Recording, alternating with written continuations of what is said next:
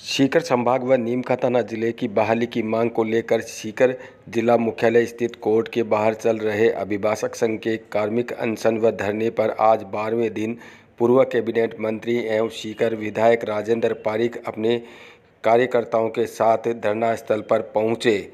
धरने को संबोधित करते हुए विधायक एवं पूर्व कैबिनेट मंत्री राजेंद्र पारीक ने कहा कि भरतपुर की तुलना में सीकर का इंफ्रास्ट्रक्चर, लॉ एंड ऑर्डर और प्रशासनिक व्यवस्था बहुत ज़्यादा मजबूत है। राजेंद्र पारीक ने कहा कि मुख्यमंत्री अपने आप को जनता का नहीं बीजेपी का मुख्यमंत्री मानते हैं। जो विगत सरकार ने जो जिले बनाए, जो संभाग बनाए, मैं इस विषय का कानूनी पक्ष आपके सामने रख रहा हूँ। ये जो बनाए वो विधानसभा के प्रांगण में माननीय मुख्यमंत्री महोदय के बजट भाषण में थी और उसके बाद में सदन ने अपने बहुमत के आधार पर इसको अनुमति दी कि जो सरकार का निर्णय है हम उसको अनुमति देते हैं। और अनुमति इसलिए लेनी पड़ी कि संभाग और जिले जो बनेंगे उनकी प्रशासनिक और इंफ्रास्ट्रक्चर जो बनेगा उसका वित्तीय भार जो है उसको वहन करने के लिए सदन से अनुमति दी गई। और वर्तमान सरकार ने एक एडमिनिस्ट्रेटिव ऑर्डर से 9 जिलों को और 3 संभागों को समाप्त कर दिया। सरकार की यदि हिम्मत होती, सरकार की मंशा साफ होती, सरकार का विवेकपूर्ण निर्णय नहीं होता, सरकार का द्वेषतापूर्ण निर्णय नहीं होता, सरकार का राजनीतिक निर्णय नहीं होता, तो इस विषय को सदन के पटल पर रखते, विधायकों की राय जानते, सदन में इस पर चर्चा होती। हम जानते हैं कि वो बहुमत में है, वो जीतते, लेकिन सदन में लोगों के सामने उन आम जन का विचार आता। आज एक जिला है दूदू और उसके विधायक उप मुख्यमंत्री है। यदि सदन में चर्चा होती तो लोगों को ये भी देखना पड़ता कि हमारा उप मुख्यमंत्री क्या विचार रखता है दूदू जिले के बनने में और न बनने में।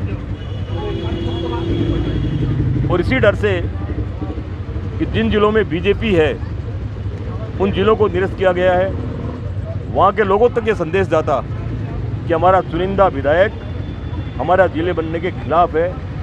और इस संदेश से आम जन का विचार बनता कि ये हमारे हक की बात करने वाले हैं या सरकार की हाँ में हाँ मिलाने वाले लोग हैं। लेकिन सरकार ने एडमिनिस्ट्रेटिव ऑर्डर निकाल करके नष्ट कर दिया, उस सारे विजन को नष्ट कर दिया।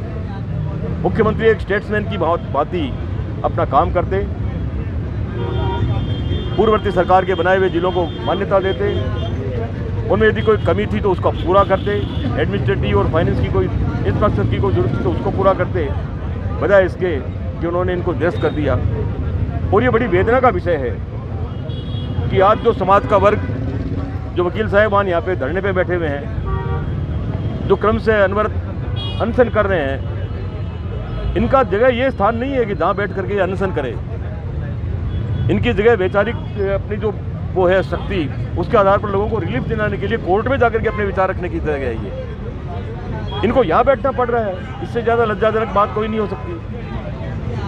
और मैं सरकार को संदेश देना चाहता हूँ कि केवल ये कोई कोर्ट के जो वकील साहिबान हैं उनका विषय नहीं है, ये जनता से जुड़ा हुआ विषय है और राजनीतिक भी है। जरूरत पड़ेगी तो हम अनशन पे भी बैठेंगे, जरूरत पड़ेगी तो हम धरने पे भी बैठेंगे और एक आंदोलन चलाएंगे कि जिससे आम जनता इस कार्यक्रम से जुड़े। और मैं सरकार को चेतावनी देता हूँ कि सरकार जिस तरह से अविवेकपूर्ण, कायरतापूर्ण और राजनीतिक देश से जो काम कर रही है उस पर तत्काल प्रभाव से पुनर्विचार करे, इन जिलों को पुनर्स्थापित करे। ये जिले जो भी बने हैं ये सारी अर्हताएँ पूरी करने वाले जिले हैं। सीकर पूरी अर्हताएँ जो है संभाग के लिए पूरी करता है। तो इनको सरकार को जल्द से जल्द आम जन की भावनाओं को महसूस करते हुए इनको निर्णय लेना चाहिए, इनका पुनः जो है गठन करना चाहिए और आम जन की जो भावना है उसके अनुरूप कार्य करते हुए इनको जिलों को वापस बनाना चाहिए। मैं उम्मीद करता हूँ कि सरकार इस पर जल्द निर्णय लेगी।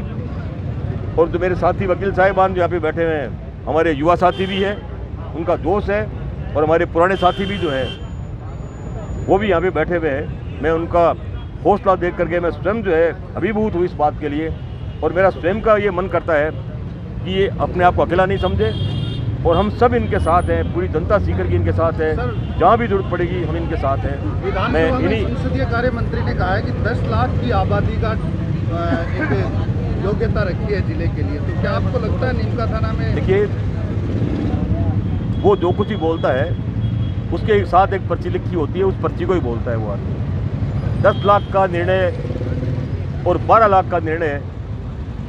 नीमका थाना कितना आबादी वाला जिला है? नीमका थाना की रेवेन्यू कितनी है? नीमका थाना का जो अपना जो मिनरल्स है वो कितने रेवेन्यू का है? सीकर के संभाग बनने में क्या परेशानी है? सीकर और भरतपुर को यदि आप तुलनात्मक देखेंगे तो सीकर का इंफ्रास्ट्रक्चर जो है वो भरतपुर से कहीं आगे है। सीकर सारी अर्थाएं पूरी करता है, प्रशासनिक दृष्टि से, लॉ एंड ऑर्डर की स्थिति से। ये निर्णय कोई आबादी के आधार पर या कोई छोटी मोटी विषमताओं के आधार पर नहीं लिया गया है। ये निर्णय अविवेकपूर्ण है, द्वेषतापूर्ण है, ये निर्णय राजनीतिक निर्णय है। और मुझे लगता है कि माननीय मुख्यमंत्री महोदय अभी भी अपने आप को बीजेपी का काडर का कार्यकर्ता मान रहे हैं। एक स्टेट्समैन की भांति वो अपने आप को जनता का मुख्यमंत्री नहीं मान रहे हैं। अब तक तो ये होता है, हमने भी देखा है कि मुख्यमंत्री जनता का मुख्यमंत्री होता है, पार्टी विशेष से चुनिंदा होता है वो, लेकिन जनता का मुख्यमंत्री होता है। लेकिन वर्तमान सरकार बीजेपी की सरकार है और बीजेपी के लिए ही है, वो आम जन के लिए नहीं है। जिसका संभाग को लेकर अभी तक कोई प्राइवेट बिल कांग्रेस की तरफ से नहीं आया है सदन की पटल पर, क्या कहना चाहिए? सदन के पटल पे भी आएगा और ये एक जन आंदोलन के रूप में खड़ा होगा।